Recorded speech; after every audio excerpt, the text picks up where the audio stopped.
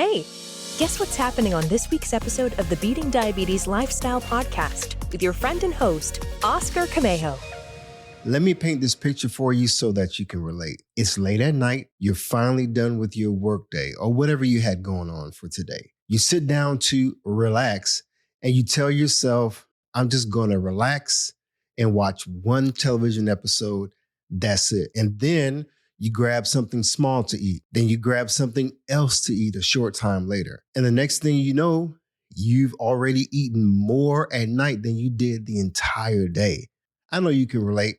That's happened to you, and it's definitely happened to me. And a lot of the time, it's not even real food that we're eating and snacking on late at night. It's snacks that were built to keep you and I reaching back for more, to get more of what we really don't need. You know what I'm saying? Now, here's the part that messes up your head. You wake up the next morning and you're feeling heavy, tired, and even hungry all over again, with a whole bunch of cravings. So you start to think, you know what, maybe I need to get on a stricter diet because something's just not working. But what if I told you the real issue isn't your willpower at all or your diet program? What if the real issue is your nighttime routine? Today, we're talking all about late night eating, why it matters for prediabetes and type 2 diabetes, and what to do about it without starving yourself. Listen, you don't have to starve yourself to live healthy and to feel great about yourself. So stick around to hear the rest of today's episode. You don't want to miss it. Let's go. Be sure to visit the website at www.beatingdiabetieslifestyle.com for access to free resources and other information that will help you along your journey. If you would like to submit a question or a comment about the show or to learn more about the Beating Diabetes Lifestyle, you can always email me at hello@beatingdiabetieslifestyle.com. And if you haven't already, be sure to subscribe to this podcast. Welcome to the Beating Diabetes Lifestyle Podcast with me, your host, Oscar Camejo, helping diabetics make lifestyle changes to reverse type 2 diabetes. If you're a new listener, welcome. And if you've been rocking with me for a while, thank you for supporting this show from wherever you are in the world. I have folks literally listening in Africa, Asia, Europe, and of course here in the United States. So thank you once again, everybody. Now, before we jump in, I want you all to do me a favor. Share this episode with a friend or a family member who needs some practical advice to help them on their health journey. You know, the last episode, we talked about ultra-processed foods. You know, the fake stuff. We talked about why those foods leave you hungry again and again so quickly after you've already eaten. And we talked about how that cycle just keeps your blood sugar just moving in the wrong direction. If you're dealing with type 2 diabetes or prediabetes, I know you have concerns about your blood sugar. So that's why now today, we're staying on course with our nutrition topic, but we're focusing on a habit that usually shows up right after eating those ultra-processed foods. And that's when we eat late at night. Late night eating, it could really throw us off course. Here's why today's episode makes sense right after ultra-processed foods and us discussing that topic last time. A lot of people aren't just eating ultra-processed foods during the day. They're eating late at night, sometimes well into the night when their body should be resting. And you know what? Those foods are designed to keep you and I snacking, even when we're really not hungry. We just want to eat just to be eating sometimes, and we wonder why. So if you've ever told yourself, I don't even know why I'm in the kitchen again, this episode is for you. We've all been there before. How many trips have we made to the kitchen in the last week in the middle of the night? Now, let's define clearly what I mean by late night eating in real life terms. Snacking after dinner just out of habit, or grazing back and forth to the kitchen from 9 p.m. until you finally decide to go to bed. Now, for some people, it's not even one snack. It's a pattern. It's like the kitchen never closes. Period. The cupboards are always rifled through in the middle of the night. The refrigerator is being swung wide open. And you don't even realize how much you've eaten because you're distracted. You know what? That's mindless eating. And you might remember me mentioning that in the last episode about the effects of mindless eating, just being focused on other things and still getting out of habit of getting something to eat late at night. Again, when we're not even hungry.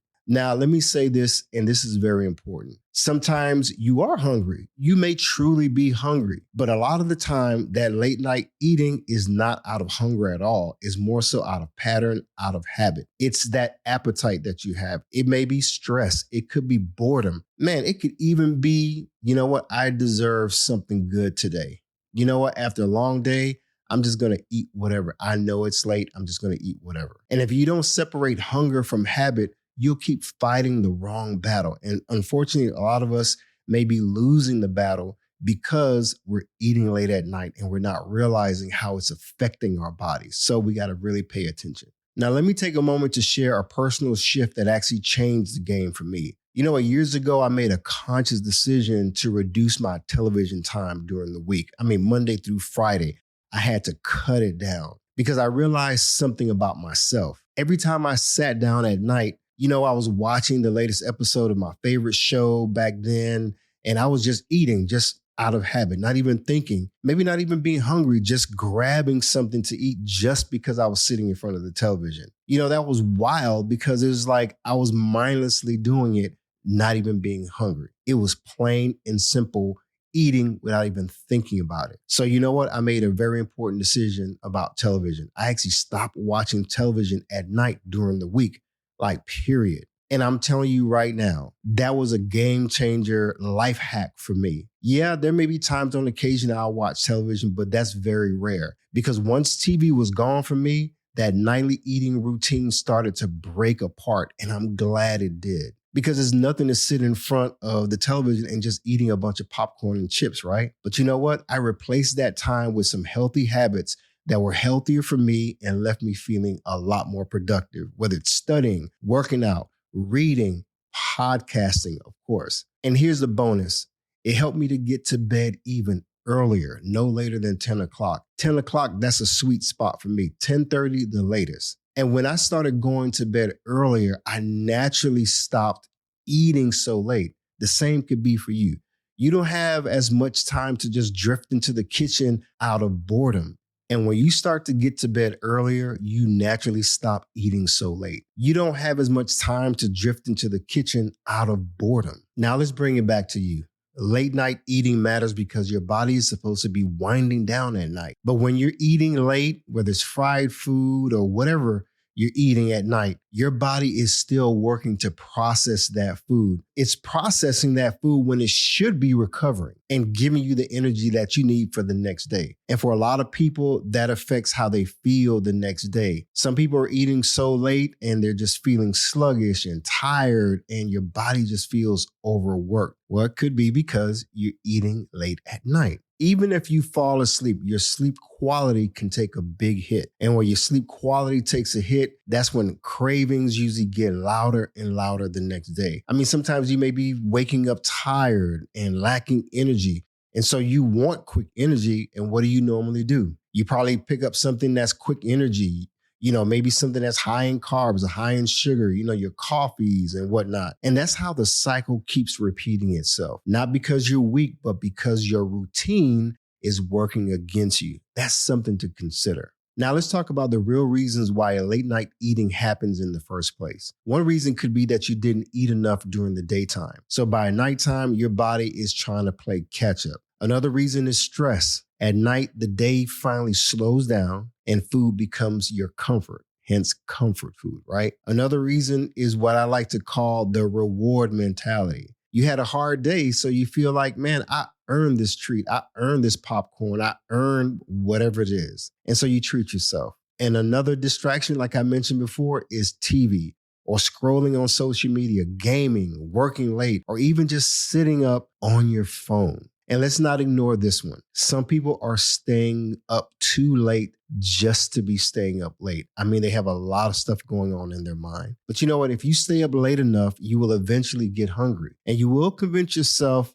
that you are hungry even when you may not be hungry. It's wild. That's why the goal isn't just to stop eating at night. The goal is to fix what's driving the late night eating. So let's talk about some triggers when it comes to eating late at night. It's something that I want you to kind of think through what you're doing on a regular basis. So when those triggers come, it's important to have a battle plan. It's important to have a strategy. So let's get real practical. Here's your late night eating battle plan. It's not complicated and it's definitely not extreme. Now, here's some simple steps that you can repeat and make it a part of your lifestyle. Step number 1, set a kitchen is closed time. That's right, closed kitchen. Pick a realistic cutoff time. Maybe let's say 9 o'clock or maybe 8:30 p.m. I know that may be a stretch for some people, but the goal is not perfection. The goal is to reduce how often this happens. Another thing that you may want to do is step 2,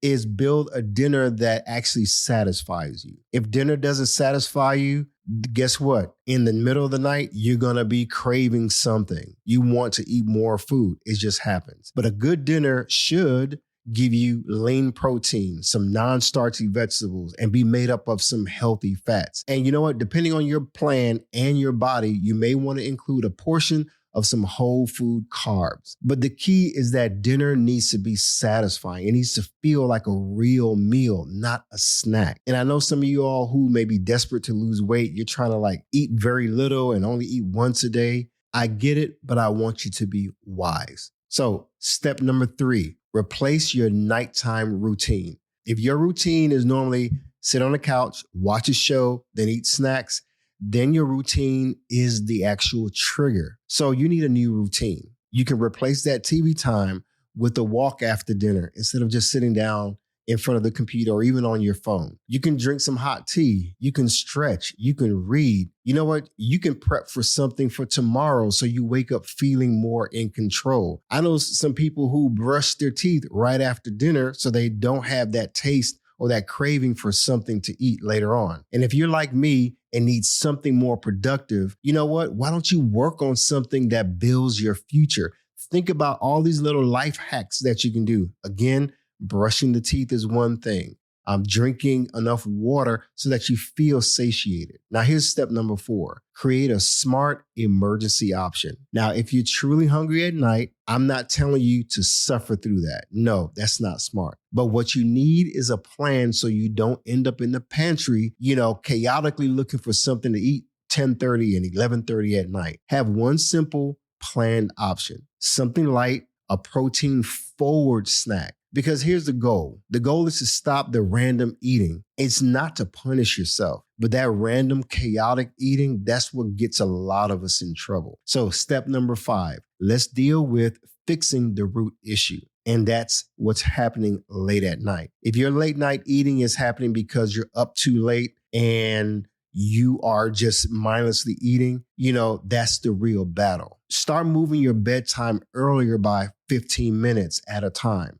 Cut the screen time down before bed so that you can be prepared mentally to get into bed and wind down. You have to have a wind down routine because better sleep makes for better choices. So let's do a quick self-check. Ask yourself, am I eating late because I'm actually hungry or because I'm tired? You may be hanging out with friends and then you guys are eating out late. Sometimes we have to decide, what? Do I really need to eat as much this late? So when you're asking yourself these questions, you also want to ask, did I eat enough protein today? What time did I even eat dinner? Knowing what emotions that show up at night and what are some triggers, that helps us to really identify what's really going on so that we can make informed decisions about how we need to make adjustments and what adjustments we actually need to make. You know what? This is not for guilt. It's simply for awareness because awareness is progress. So let's recap this in a very simple way. Late night eating is often a routine and not a hunger emergency. It can affect your sleep,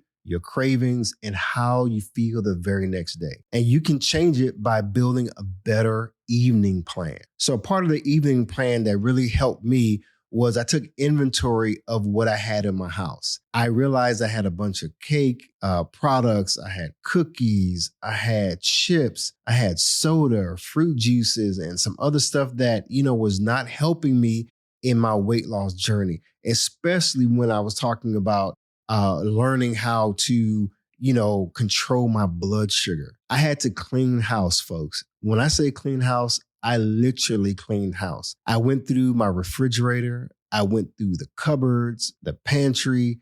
I went through every place that I had food. And I realized I had a lot of junk food. stuff that was helping me stuff that was not helping me, stuff that was keeping me overweight, keeping me feeling sluggish, things that were counterintuitive and counterproductive to my health journey. So one day I literally threw everything in the trash bag and just dumped everything. I didn't care how much I spent on the food. I mean, in the refrigerator, in the freezer, everywhere. I literally dumped the stuff in the trash, especially those things that I would normally eat late at night. And not only did I dump them in the trash, I took out the trash bag and I dumped the bag in the dumpster outside of my home. I didn't even want this stuff in my home. I had to make a symbolic gesture that I was serious. Now, what about you?